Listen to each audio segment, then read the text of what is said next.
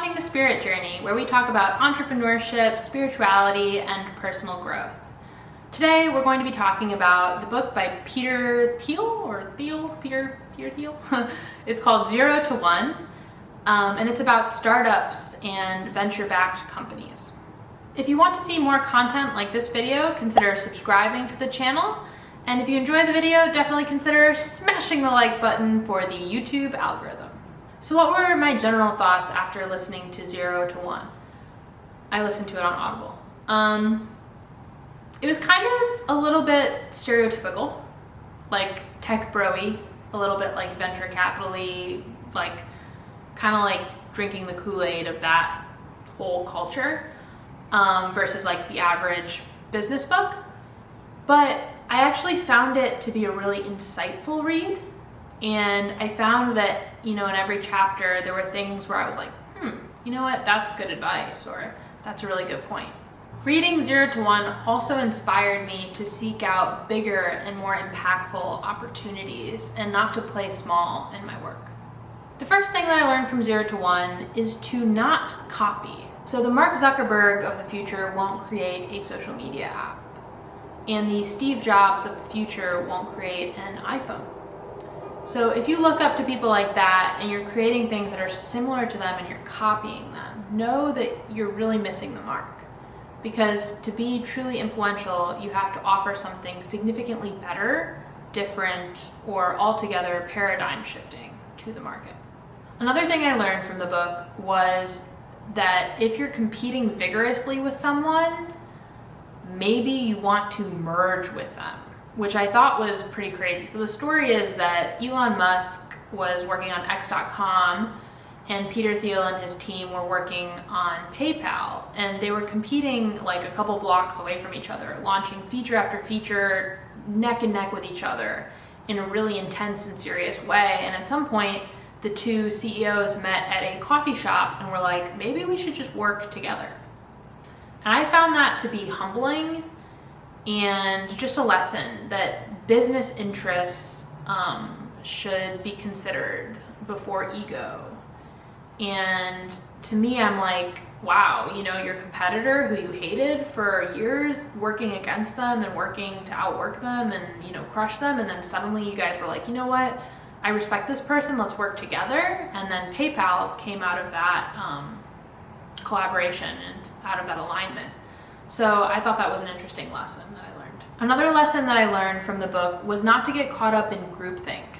Often on the internet and in life and in general, there's waves. There's a housing bubble or a tech bubble or the hot new funnel or, a certain type of content is blowing up. And Peter Thiel cautioned against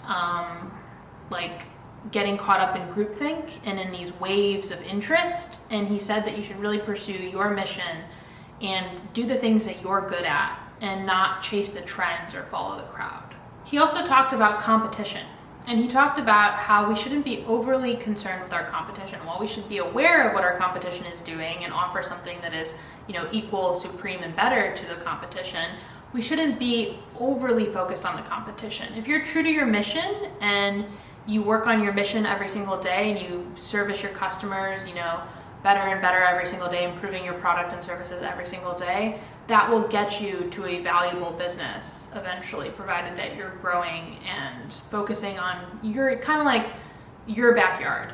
Focus on you first before you start worrying about everybody else. Peter also talks about monopolies and how businesses want to have a monopoly but not show the world that they have a monopoly. So if you think about Google, you could say Google completely has a monopoly as a search engine with over 60% of the search market. But when Google describes its business, it talks about how it is a small player in the realm of online advertising. And so a company wants to have a monopoly, but it doesn't want to let on that it is a monopoly. This was a lesson that I thought was really valuable, and it talked about how when you launch a product, you want to go after a niche market and then expand from there. So Amazon started out as an online retailer for books, and they really expanded for a long time, they had themselves coined as the biggest bookstore in the world. And so they just focused on books, and then they became the everything store for purchasing, any product online. If you look at Tesla, Tesla started as a retailer of a high-end electric sports car, which didn't really exist on the market before the Tesla Roadster came out. And then they expanded into a cheaper product line that many more people could afford.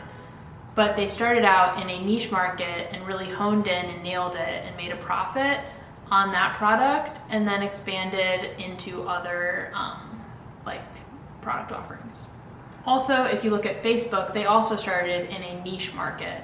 They focused on just serving Harvard at first and Harvard students.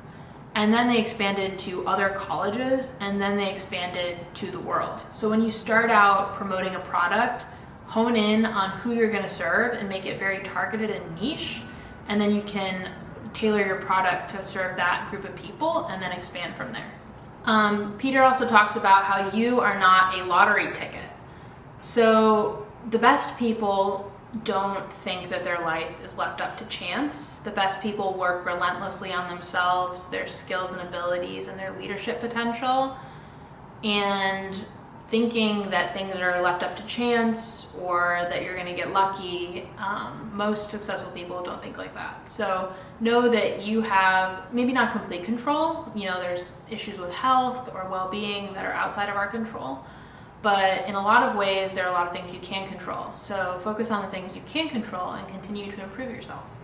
Another lesson that I learned is that I always think that I have to start a company in order to achieve really high growth, potential. And Peter talked about joining a fast growing company as an alternative to starting your own company. And sometimes that can come with slightly less risk, but can also provide a very large upside. It's way better to own 0.5% of Facebook than to own 100% of a very small or non-existent company. So be open to joining other motivated and hardworking people as they rise and create new things. Peter gives some advice to college students, and he asks them to think about whether or not what they're studying will be valuable in 5 to 10 years. And this is something I've also learned from Alex Hormozy, that the most successful people think in long time horizons. So invest in skills and abilities that are going to be evergreen and that are going to provide for you for years and years to come. And don't think about, how can you achieve success in 30 days, because that's just not likely. It takes a long time to do big work. Like Amazon has taken 30 years to build. So be patient and work on projects that will continue to motivate you for extended periods of time. So I thought this was super cool, and I did not know this before. Apparently, the 12 largest technology companies all had venture capital funding in their early days. So I just didn't know that. And also the top 12 largest technology companies account for something like 20% of all technology revenue in the United States. And so it just made me realize, don't be shy about receiving help in the beginning. I sometimes think that I'll just bootstrap my way to, whatever. And I think the best people can work with others really well.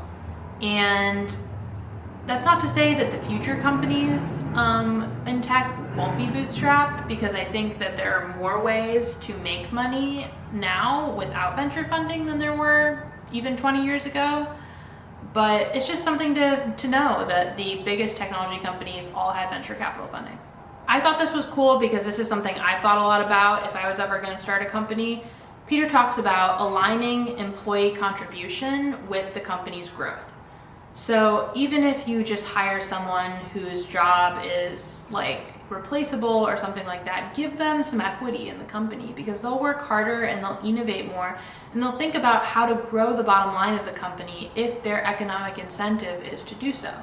So in any situation, I think that employees should be given equity. Like when I worked at Universal Music Group, I didn't have equity in Universal Music Group. And that's not to say that I didn't try hard or I didn't want to expand, what I could offer to the company. But a part of me felt like I could continue to do my job and just maintain without growing the company at all. And I think you should give people an incentive to increase the bottom line and to drive profitability and growth of the company overall. So there's a point in the book where Peter Thiel talks about relationships and team, and I loved this section because it reinforced some experiences that I've had in my life. I was on a championship team in high school where we won the state soccer championship. And I learned so much about what makes a great team in that season because I'd played on other teams before where there was more competition within the team. It was a bit more divisive, who scored the most goals was more of a concern than the team spirit and camaraderie. And in this championship team, I wouldn't say we were the most skilled team in the playoffs, but we hung out with each other every Friday. We ate together, talked together, hung out together, and we just had a wonderful team dynamic.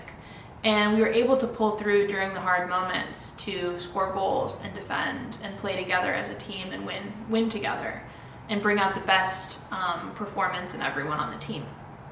And so Peter talks about when he was recruiting people, recruiting for personality and character, and whether or not they wanted to work with the team, even as much as the skills and the resume and the qualifications. So build a team based on personality, and then obviously people have to, be talented and be able to do certain kinds of work, but really recruit great people who want to be friends, and you'll build an excellent team. So at the end of the book, Peter encourages people to think differently and to think independently. At the beginning of the book, he also talked about how one of his favorite interview questions to ask candidates is, what is something that you believe that most people would disagree with? And he thinks that question allows people to express how contrarian they can be in their thinking. And he doesn't like weak answers like that most people would find safe. He wants people to really say something that they've thought hard about and deeply about, and that would almost be a little bit alarming to the average person, or just the ability to think differently and to be a contrarian is important in a lot of founders. A lot of great founders have to go against the odds to get something to market, and they can't be people pleasers. They have to be strong and convicted in their beliefs. So that's just something that he encourages in people who want to start companies and in people who want to do innovative work, that they have to be okay with thinking differently and really question the status quo and think about how they can innovate in the world. All right, I hope you enjoyed this video. I really enjoyed reading 0 to 1. I would recommend it as a read to anyone who wants to learn about venture and startups. I wasn't expecting it to be a good book, actually, because it had some bad reviews, and I was a little bit pleasantly surprised that I really enjoyed it. So if you like this video, make sure to hit the like button, and don't forget to subscribe to the channel for more content like this. I'm also an artist and a painter. If you want to check out some of my artwork, there's a link in the description. All right, I hope to see you in the next one. Peace.